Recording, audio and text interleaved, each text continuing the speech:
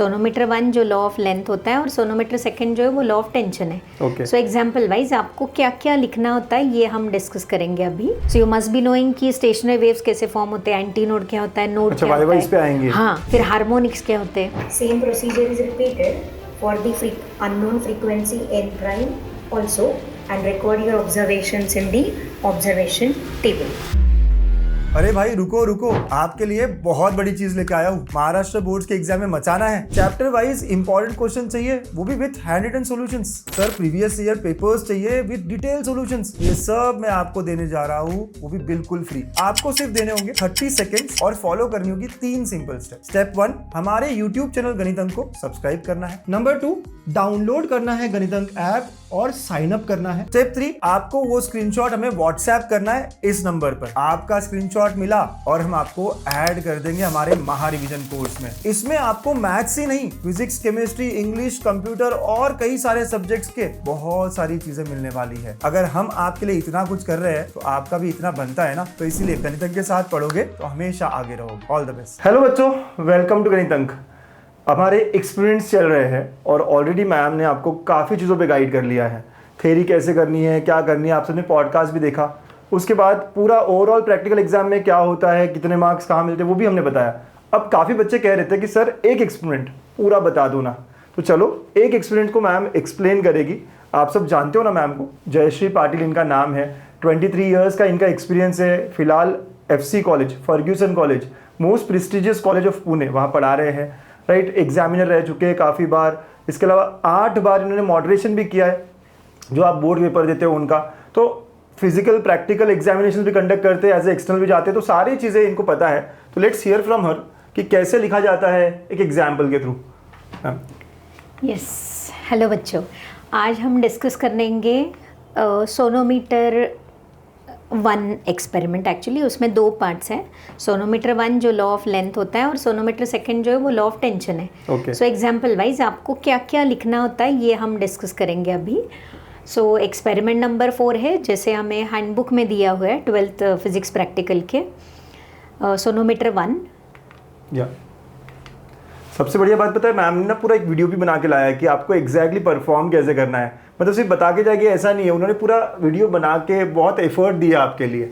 सो आप ज़रूर कमेंट में बताना आपको कैसे लग रहा है ये सब। सो ये हमारे कॉलेज में 6 ब्लॉक्स है एक्चुअली, तो ये 5th ब्लॉक में हम अरेंज करते हैं, इसलिए वो दिख रहा होगा वहाँ पे कि ब्लॉक नंबर 4, एक्सपेरिमेंट नंबर 4 कुछ तो भी ऐसा दिखता है, सोनोमीटर बॉक्स। और ये होते हैं 2 ब्रिजेस और यहाँ पे एक सोनोमीटर का वायर होता है जिसका 1 एंड वहाँ पे फिक्स है और दूसरा एंड हम हैंग करते हैं with the help of load. कुछ तो भी हैंडबुक के पेजेस भी यहाँ पे दिए हैं मैंने कि 35 to 40 जो पेज नंबर है उसके ऊपर ये दिया है पूरा सोनोमीटर 1 का। बहुत ही अच्छे से काम कर रखा है पूरा। Thank you. हाँ, हाउ टू बच्चे कैसे लिखेंगे इसको? राइट, तो अभी एम लिखना होता है। एम कहाँ से लिखते हैं हम, जहाँ पे स्लिप दिया होता है वो स्लिप के ऊपर लिखा होता है कि you have to verify law of length या फिर अननोन फ्रीक्वेंसी, तो उसके हिसाब से आपको लिख लेना है एम। एग्जैक्टली ऐसे वर्ड्स होने चाहिए या जो स्लिप में दिया है? नहीं, ठीक है, वैसे भी चलता है। एम बस जो दिया है वो एज इट इज लिखा तो कोई दिक्कत नहीं। लास्ट जो सेंटेंस होता है determine force constant, like verify law of length, वैसे भी लिख दिया तो भी चलेगा। ये बुक के हिसाब से। इस पे 1 मार्क है? नहीं, एम अपैरेटस को मार्क्स नहीं होते, बस लिखना है। बस लिखना है, लेकिन एम अपैरेटस तो कंपलसरी लिखना है, इवन दो उसको मार्क्स नहीं है। नहीं लिखोगे तो कटेंगे, नहीं लिखोगे। हाँ, मतलब एम तो चाहिए ना, otherwise for what purpose you are performing experiment. तो एम आपके हिसाब से भी लिख सकते हो। अपैरेटस जो है सामने अरेंज किए होते हैं वो आप लिख लो। एक आध 2 कम भी लिख दिए गलती से, हाँ चलता है, उतना चलता है। ओके, अब यहाँ से शुरू हो रहा है सारा। हाँ, तो डायग्राम जैसे हैंडबुक में दिया है वैसे एक सिंपल डायग्राम बनाना है। You don't have to waste more time on like diagram, simple आप बना दो डायग्राम, क्योंकि उसको वेटेज है सिर्फ 1 मार्क का। यहाँ पे मैं कह रहा हूँ डायग्राम तो सामने दिख रहा है ना आपको, उसका ही बनाना है, तो ऐसे फटाफट। हाँ, यस करेक्ट, फास्ट बनाना है उसको। और उसको लेबलिंग भी करना है, क्योंकि लेबलिंग भी मैटर करता है उसको। Wooden box with holes, something, weights वगैरह। और ये ब्रिजेस, ये होती है हमारी रेजोनेटिंग लेंथ वगैरह वगैरह। ठीक है, अननेसेसरी भी मार्क ये नहीं करना कि ये है वो ये है, ऐसा नहीं। पुली ये दिस इज अंडरस्टूड, पुली वगैरह जो होता है ना वो दिस इज अंडरस्टूड, जो इंपॉर्टेंट लेवल्स है ना वो आनी चाहिए। ठीक है। और हम इंसिस्ट करते हैं एक्चुअली बच्चों को कि ये स्टेशनरी वेव्स जो फॉर्म होते हैं अक्रॉस द टू ब्रिजेस वो भी आप थोड़ा सा दिखा लो, सो दैट थोड़ा सा इम्प्रेशन होता है। तो 2 कि डायग्राम external- बनाने बोल रहे हो आप? हाँ, मतलब ऐसा कुछ मैंडेटरी नहीं है, ये तो एक्सपेरिमेंटल डायग्राम ये तो बनाना ही होता है। और ये अगर थोड़ा सा हम डिटेल में अगर बनाना है तो फिर ये एंटी नोड नोड के पोजीशंस हम दिखा सकते हैं। सो ये हो गया, डायग्राम का 1 मार्क मिल जाता है हमें। बच्चों को पता है कि सोनोमीटर का एक्सपेरिमेंट क्या होता है? वो ऐसे ऐसे आप रबर में ऐसे हिट करते हो। हाँ, शायद बहुत सारे बच्चों को पता नहीं हो कि नहीं, लेकिन अभी है सारा दिखाने वाले। हाँ, ये अगेन डायग्राम तो हमने डिस्कस कर लिया। यहाँ पे आएगा शायद अभी लॉ ऑफ लेंथ, मतलब अगर एक्सपेरिमेंट होगा वेरीफाई लॉ ऑफ लेंथ तो आपको लॉ लिखना है। अगर इट इज़ अननोन फ्रीक्वेंसी तो फॉर्मूला लिखना होता है। सो स्लिप के ऊपर दिया होता है कि लॉ लिखना है या फिर फॉर्मूला मेंशन होगा, या फिर आप अपने टीचर को पूछ सकते हैं कि whether I have to write a law या फिर मैं फॉर्मूला लिख दूँ। तो फिर ये लॉ है एक्चुअली एनएल कांस्टेंट, जिसमें हम tension throughout the experiment constant रखते हैं। Small M is linear density, जो मटेरियल के ऊपर डिसाइड होता है सोनोमीटर के वायर का। सो फॉर्मूला ये हमने पढ़ा है थ्योरी में। सो ये फॉर्मूला लिख दिया तो भी उसको 1 मार्क मिलता है, या फिर लॉ। सो आप पूछ के लिख सकते हो लॉ लिखना है या फॉर्मूला, और उसके specifications, what is an, what is T, what is, ये इंपॉर्टेंट है कि इसके स्पेसिफिकेशंस कंपलसरी आपको लिखने हैं। और कहाँ पे स्टक हो जाते हो तो लेट इट बी, वहाँ पे ब्लैंक छोड़ दो आप कि स्मॉल एम पता नहीं चल रहा है अभी व्हाट इज़ स्मॉल एम, तो ठीक है एम करके टिक करके रहने दो, कोई दिक्कत नहीं। एट द लास्ट मोमेंट अगर ठीक है, अगर रिकॉल होता है तो ठीक है, otherwise let it be.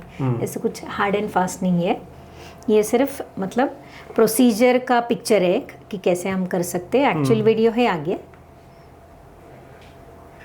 Mass of hanger वगैरह दिया होता है।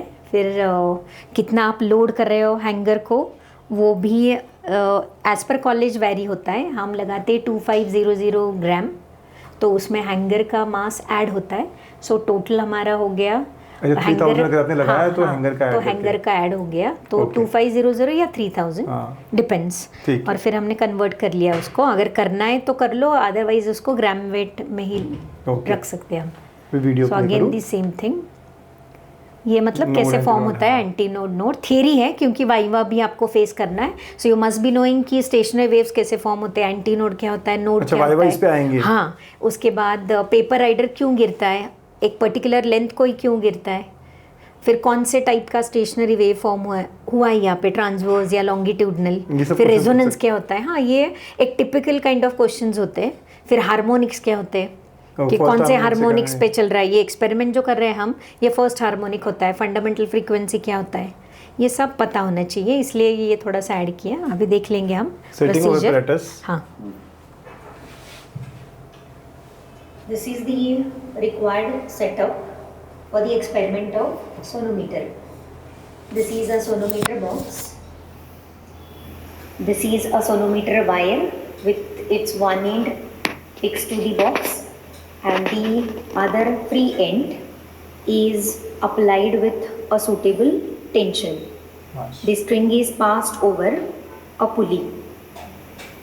The tension applied to the string is with the help of hanger and slotted weights. For this hanger, the mass is equal to 191 gram. Each circular slot is of mass 500 gram. The tension throughout the experiment is kept constant, and the constant tension applied right now is 3191 gram weight. The sonometer wire in between is passed over two wooden movable bridges which are provided with the knife edges.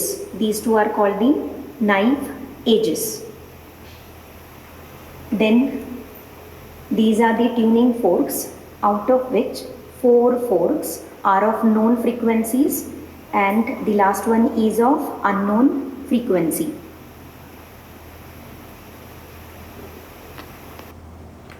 और एक है ना procedure का। Let us see the procedure now. The distance between the two bridges initially is adjusted to say 10 to 12 centimeter. We are going to use a paper rider test. A paper rider is visible here. A paper rider is a kind of a V-shaped structure which can be observed here. Paper का Now, टुकड़ा as per the है। observation light weight table, होता है वो. the different frequency tuning forks are given. So we'll start with the highest frequency tuning fork, which is here, equal to 480 Hertz. Now take a fork, hammer it on a rubber pad and set and gently put the stem of the fork on the sonometer box. So what you observe is the paper rider is not vibrating at all. So now, keeping the position of one of the bridge constant, you have to adjust the position of the second bridge unless and until the paper rider falls off on its own. The moment the paper rider falls off, the distance between the two bridges is measured, which is called as the resonating length. So we'll just try out for the resonating length for the frequency of 480.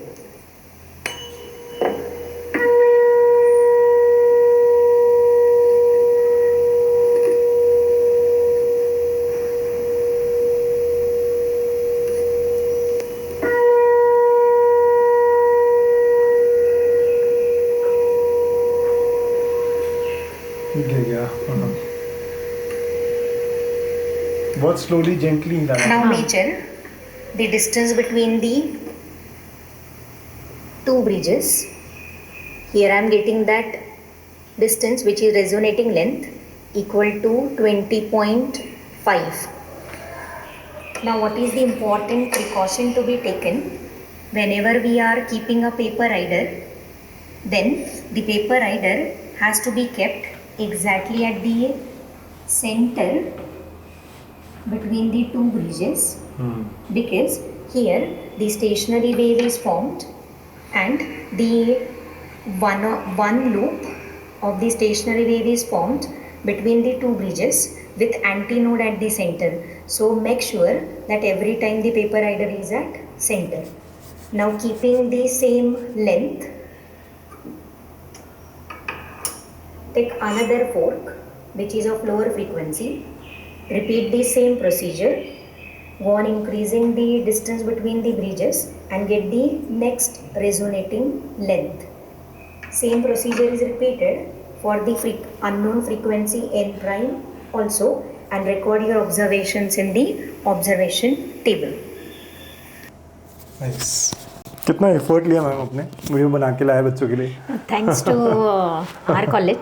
Seriously कि सारा बना के लाया, समझा दिया, मेरे को तो पूरा समझ में आ गया। इट्स इजी है ना एक्सप्लेन। एक्चुअली हमने जो ऑब्जर्व किया ना, बच्चों को वो ट्यूनिंग फोर्क कैसे पकड़ना होता है ये भी भूल जाते हैं। अच्छा। वो तो कुछ तो भी स्टेम रखने के बजाय प्रॉन्स कुछ तो भी ये कर देते, मतलब वायर के कांटेक्ट में रख देते, सब भूल जाते हैं बच्चे, इसलिए वो और मुझे लगता है वो भी जो हिला रहे यहाँ आगे पीछे कर रहे हैं वो भी थोड़ा फास्ट कर देते होंगे। हाँ, फास्ट नहीं करते। हाँ, तो जब भी वो वाइब्रेट होता है मैक्सिमम, वहाँ पे ही वो गिरता ही गिरता है अपने आप। तो थोड़ा सा प्रोसीजर अगर पता होगा तो फिर वो कर सकती है, या फिर थोड़ा सा इधर उधर देख के भी पता चल जाता है प्रोसीजर। नाइस। सो ये है, फिर ऑब्जर्वेशन टेबल की बारी आ गई जो भी ऑब्जर्व किया। हाँ, तो फिर ये ऑब्जर्वेशन टेबल अगेन हैंडबुक में दिया हुआ है लेंस जो कि आपने अभी हमारे सामने सोनोमीटर बॉक्स है, ट्यूनिंग फोर्क भी है, तो इससे पता चलेगा। फर्स्ट कॉलम आएगा हमारा फ्रीक्वेंसी का, फ्रीक्वेंसी आपके सामने लिखा हुआ सामने होता है, और ये हम डिक्रीजिंग ऑर्डर में लिखते हैं क्योंकि n is inversely proportional to l, इसलिए डिक्रीजिंग में तो लेंथ बढ़ता जाएगा उसका। तो ये लेंथ डिपेंड्स हर चीज की दो लेनी पड़ती है। हाँ, ये कॉलेज में उनको जैसे सिखाया उसके हिसाब से, अगर एक ही बार मेजर किया तो एक ही बार, 2 बार बोला है तो फिर उसका मीन निकालना पड़ेगा। तो मीन का जो होता है कैलकुलेशन वो राउंड ऑफ करते हैं हम as per least count of the instrument. Metre scale का इंस्ट्रूमेंट ये 0.1 होता है ना, इसलिए हम ये इसको राउंड ऑफ करते हैं 1 डेसिमल तक। फिर 1/l निकालते हैं। 1/l अगर ग्राफ होता है तो ही निकालना है, अगर उसमें ग्राफ नहीं पूछा है तो फिर 1/l का कॉलम ही नहीं बनाना है हमें। NL और वो देखना मल्टीप्लाई करके कितना आ रहा है। So for NL law calculation तो कंपलसरी है, और अगर आपको अननोन मिलता है तो अननोन का लास्ट का ये आएगा रो, उसमें आपको अननोन का निकालना है। अगेन अननोन है फ्रीक्वेंसी, तो एनएल तो नहीं आने वाला उसका। तो फिर ये 3 पार्ट है एक्चुअली, सोनोमीटर के 3 पार्ट्स में पूछते हैं, लॉ ऑफ लेंथ, बाईग्राफ। तो बाईग्राफ अगर होता है तो 1/L का ही सिर्फ कॉलम आएगा, एनएल का नहीं आएगा, अननोन भी नहीं आएगा। अगर पूछते हैं अननोन निकालो बाय अननोन बाय कैलकुलेशन, तो फिर अगेन 1/L का कॉलम नहीं आएगा, सिर्फ एनएल का आएगा। और अगर अननोन बाय ग्राफ होगा तो फिर एनएल नहीं आएगा, 1/L आएगा। सो डिपेंड्स, 3 पार्ट्स में होता है। हमने जो 3 आवर्स में किया है ना, वो सब किया है। लेकिन एग्जाम में इतना सब नहीं होता है। सो ठीक से आपको देखना है कि ग्राफ है या कैलकुलेशन। आपने एक्सपेरिमेंट कितने 2 मिनट में 4 मिनट में बता दिया, ये वहाँ परफॉर्म करने को 1.5 घंटा मिल रहा है हमें। हाँ, और वो फास्ट होता है। अगर फर्स्ट वाला 480 का आ जाता है ना इन दी बिगिनिंग, तो फिर धीरे धीरे वो एडजस्ट करके ये हो जाता है। और मेक श्योर अगर 480 इंटू ये एल, हाँ, तो वो कांस्टेंट आना चाहिए सब। तो ये लॉजिक भी लगा सकते हैं हम कि 20 इंटू 480 किया तो हाँ, तो फिर यहाँ से पता चल जाएगा कि ये 23 आना चाहिए, 24। यहाँ पे किससे मल्टीप्लाई करोगे तो 9000। हाँ, सो ये वेरी प्रैक्टिकल, अप्रोक्सीमेटली 2 या 3 सेंटीमीटर से वो वैरी होता ही है। और एक अगर आ गया रीडिंग तो दूसरा तो हम 0.2 या 0.3 mm से थोड़ा सा मतलब 1 to 3 mm से हम आगे पीछे कर सकते हैं थोड़ा सा। नेक्स्ट कैलकुलेशंस जो आपके, नेक्स्ट अभी लॉग तो कंपलसरी है।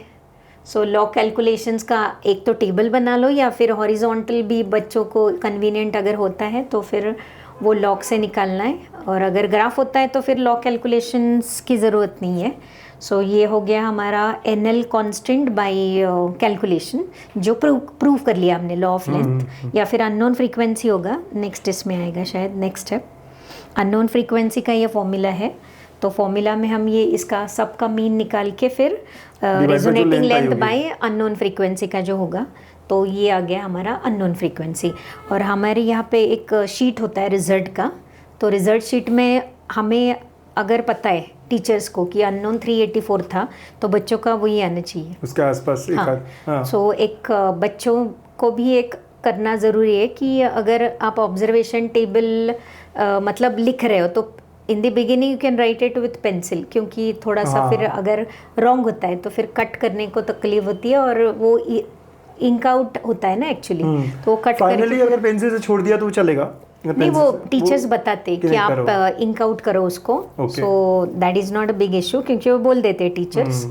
सो सिर्फ मेक श्योर कि आपने इलेक्ट्रिकल अगर ये है एक्सपेरिमेंट, तो उसका सर्किट डायग्राम कंपलसरी दिखाना है। विदाउट दैट वो टच भी नहीं करने दे सकते हम अपैरेटस। सर्किट डायग्राम करेक्ट है, आप एक्सटर्नल्स से वो टिक करवा के लो, उसके बाद कनेक्शंस कर लो, टीचर्स को दिखाओ कंपलसरी, क्योंकि थोड़ा रिस्क होता है, वोल्टेज और करंट से हम हैंडलिंग करते हैं ना थोड़ा सा, तो फिर वो दिखा लो आप। नॉन मैकेनिकल को कुछ प्रॉब्लम नहीं होता है, लेकिन नॉन मैकेनिकल था, सॉरी मैकेनिकल है ये मैकेनिकल था, सॉरी नॉन इलेक्ट्रिकल कहना नॉन इलेक्ट्रिकल। और इलेक्ट्रिकल को आपको कंपलसरी दिखाने होता है सर्किट डायग्राम और कनेक्शंस, और एक एक रीडिंग आपको कंपलसरी दिखाना होता है टीचर्स को। विदाउट दैट टेबल को फिर मार्क्स नहीं देते वो, तो वो सर्कल कर लेते हैं वहाँ पे रेड पेन से कि उन्होंने देख लिया। और अगर ग्राफ होता है तो फिर विदाउट फेल आपको टाइटल लिखना है ग्राफ का, एक्स पे क्या है, हाँ, और स्केल लिखना है आपको, आपके कन्वीनियंस से वो स्केल डिसाइड कर लो। ये फास्ट अभी ग्राफ जैसे वो 20 का, हाँ 20 हर्ट्ज का है स्केल, और यहाँ पे 1/L ले लिया हमने, तो वो वैल्यूज़ है। और साइमल्टेनियसली हमें प्लॉट करना है ये, तो यहाँ पे टेबल के हिसाब से हमने प्लॉट किया है वो 2 डेसिमल को राउंड ऑफ करके, राउंड ऑफ, हाँ 2.77 राउंड ऑफ कर लिया हमने 2 डेसिमल। तो ये स्ट्रेट लाइन आ रहा है, मतलब क्या, n is proportional to 1/L। So law verify हो गया। और अननोन निकालना है तो 1/L प्राइम से हमें परपेंडिकुलर डालना है। अगर आप ये करोगे ना क्लिक तो आ जाएगा वो, तो जहाँ पे इंटरसेक्ट होगा लाइन को वहाँ से परपेंडिकुलर डाला, तो वो भी ये देख लो 380 क्या ग्राफ हो गया, वो बाय कैलकुलेट। और एक ही करना होता है सब नहीं, 2 में से एक, या फिर सिर्फ वेरीफाई कर लो लॉ। ग्राफ ही स्ट्रेट लाइन, दैट्स ऑल। तो ये अगर ग्राफ हो गया तो ग्राफ का आ गया हमारा 2 मार्क्स, कैलकुलेट जो ऑब्जर्वेशन टेबल है 3 marks, formula 1 mark, diagram 1 mark, और बचता है अभी रिजल्ट। और कैलकुलेशंस का भी लॉ अगर होगा ग्राफ या फिर कैलकुलेशन, दोनों नहीं, तो फिर ये रिजल्ट आखिरी में। ये बहुत सारे रिजल्ट लिखे हैं मैंने, लेकिन एक ही कुछ तो भी प्रिकॉशंस भी हमें एक दो या तो ये पूछेंगे या तो ये पूछेंगे हाँ, या 3 पार्ट्स में वो डिवाइड हो रहा है एक्चुअली, और लास्ट में प्रिकॉशंस। अगर इंसिस्ट करते हैं टीचर्स तो फिर आपको लिखना है प्रिकॉशंस, अगर नहीं बोला है तो फिर लेट इट बी। ठीक है। और ये स्लिप्स आपको मिलेंगे लास्ट पेज जो है हैंडबुक का, वहाँ पे ऐसे स्लिप्स दिए होते हैं। सिर्फ हम हमारे हिसाब से थोड़ा सा इसमें वेरिएशन लाते हैं, सो दैट पूरा चेंज नहीं कर सकते हम, लेकिन variation we can definitely do in the slips. तो ये पूरे स्लिप्स आप देख सकते हो कि हर एक इसका अलग है। लॉन्ग का हो गया, शॉर्ट में सिर्फ एक ही लेना है आपको। यहाँ पे दिया है कि सूटेबल टेंशन और एक ही लेंथ, एक ही ट्यूनिंग फोर्क दिया होगा और एक बार ही वो लेंथ मेजर करना है और एनएल निकालो, दैट्स ऑल। नाइस, मेरे को तो पूरे अच्छे समझ में आ गया। ऐसे हाँ, मतलब मैं पहली बार पढ़ रहा हूँ और मुझे समझ में आ गया, मतलब आई एम श्योर आप सबको आ ही गया होगा। एंड मुझे एक बात बहुत अच्छी लग रही है कि इस पूरे से कि प्रैक्टिकल्स में teachers are also very supportive, right. So डरने वाली बात नहीं है। ये मत सोचना कि आज क्या होगा क्या नहीं होगा, आराम से जाना है, थोड़ा पढ़ के जाना है। कितने एक्सपीरियंस है, 10 12 13, वो एक बार गो थ्रू करके जाओ कि होता क्या है उसमें। थ्योरी भी हो रही है और फिर प्रैक्टिकल में भी जाओगे, टीचर को कुछ पूछना भी है, बताना भी है, तो कुछ तो हमारे पास होना चाहिए ना, पूरा ब्लैंक नहीं होना चाहिए। बाकी मैम जैसे टीचर्स हैं जो हेल्प सपोर्टिव रहेंगे। हाँ। क्या होता है ना कि बच्चे अननेसेसरीली प्रेशर लेते, हाँ। तो प्रेशर लेना ही नहीं। अगर प्रेशर लिया ना तो जो भी किया होता है हम पूरा भूल जाते हैं। सो जहाँ पे भी डाउट होता है ना तो आप पूछो, आपके आसपास टीचर होते हैं, उनसे पूछ लो, एक बार कंफर्म कर लो कि ये whether I am on right track. अगर ऑब्जर्वेशन टेबल ही गलत जा रहा है तो आगे का भी गलत जाएगा। और क्या होता है 3 आवर्स में हमें सब कंप्लीट करना होता है। अगर कुछ कंफ्यूजन ग्राफ में भी हो रहा है, स्केल का कुछ प्रॉब्लम है, teachers are there, like we are there with you always. So आपको घबराना ही नहीं है। और अगर डांटे टीचर तो वो अच्छे के लिए डांटते आपके। तो डेट्स जैसे पता है आपको 23 जनवरी से शुरू हो रहे हैं, लेकिन पहले इंग्लिश होते हैं, लैंग्वेजेस के होते हैं, तो आराम से 27 और 25 26 भी बीच में छुट्टी आ रही है। 25 से संडे, 26 जनवरी अपने आप में छुट्टी है, तो ये 28 29 आपके कॉलेज में आपको डेट बता दिया होगा, वही जाएगा। डोंट वरी, आराम से जिस दिन है उस दिन जाना है। हर किसी का सेम डे नहीं होता कुछ, क्योंकि बहुत बड़ा होता होगा ना मैडम क्राउड तो आपके यहाँ, तो किसी दिन किसी को 1 फेब मिलेगा, किसी को 2 फेब मिलेगा, और पहले दिन जिसको मिला वो बता भी देगा आपको कि इस तरह के एक्सपीरियंस है, ऐसे है, वो है, ऐसा कुछ नहीं। एक्चुअली उनका भी हो गया है ना, रिहर्सल एग्जाम जो है, प्रीलिम थियरी और प्रीलिम प्रैक्टिकल, वो भी हो गया। सो दे नो वेरी वेल कि कैसे अपना लैब। और एक सिर्फ प्रॉब्लम क्या होता है फिजिक्स में, हैंडबुक इज नॉट अलाउड। अच्छा। केमिस्ट्री में क्या होता है, उनको अलाउड होता है, बायो में भी अलाउड होता है, लेकिन फिजिक्स का वही प्रॉब्लम होता है कि एक सिंगल स्लिप होता है। Okay. और वो स्लिप के ऊपर सिर्फ एम लिखा होता है। ओके। सो इसलिए बच्चों को क्या क्या अलाउड करना है, क्या है, पूरा फॉर्मूला, ऑब्जर्वेशन टेबल, फिर ग्राफ भी निकालना है, कैलकुलेशन, और लॉग जो होता है ना उससे थोड़ा सा घबराते बच्चे। सो वो थोड़ा सा कंफ्यूजन होते होते रिजल्ट तक फिर थोड़ा रॉन्ग जा सकते हैं, इसलिए बी कॉन्फिडेंट। एंड पीछे पूछते रहो, you can take help of the teacher available there, चाहे वो एक्सटर्नल हो इंटरनल हो। इंटरनल वाले बेसिकली इंटरनल बेसिकली। और मतलब एक जो रेगुलर प्रैक्टिकल के वक्त हम जो करते हैं ना, हर एक चीज़ हम पूछते हैं, वैसे नहीं करना है, एक आध चीज़। हाँ, ये सही जा रहा है क्या? करेक्ट। चलो, ऑल द बेस्ट। थ्योरी से पहले प्रैक्टिकल होता है, इसमें मचाओ, इसमें अच्छा कर लो, बढ़िया स्कोर करा लो 28 29 30। फिर थ्योरी के लिए भी हम सब आपको गाइड कर ही रहे हैं। बोर्ड्स एग्जाम में फिजिक्स का डर खत्म करना ही है, यही मकसद से मैम इतने सारे गाइडेंस सेशंस लेते हैं पुणे में, हर कॉलेज में जा जाके। She is very very active, और हमारे रिक्वेस्ट भी कितनी बार यहाँ आ चुके हैं, ऑलरेडी 2-3 बार आ चुके हैं, right. So thanks lot ma'am. And आप ये जो मिशन पे है कि फिजिक्स सबको पसंद आना चाहिए, बहुत कम लोग होते हैं ऐसे, सो थैंक्स लॉट। बच्चे भी मतलब पसंद कर रहे हैं आपके सारे से। कर लेंगे बच्चे, डेफिनेटली कर लेंगे। थोड़ा सा काल्म रहना है आपको, और थोड़ा सा हो जाएगा, लाइक ऑल इज वेल बोलते हैं ना हम, वैसे हो जाता है। सो ऑल दी बेस्ट बच्चों। All is well. Bye bye. Sigma आया है, तैयार हो जाओ, सपनों को सच करने का वक्त आया है। रात दिन मेहनत अब रंग लाएगी, गणित तांत के साथ जीत निश्चित है। फॉर्मूला से फ्यूचर तक हर स्टेप क्लियर, डर नहीं सिर्फ डेडिकेशन है यहाँ। बूर्स और सीट दोनों साथ, सिग्मा देता स्पीड और स्ट्रेटजी।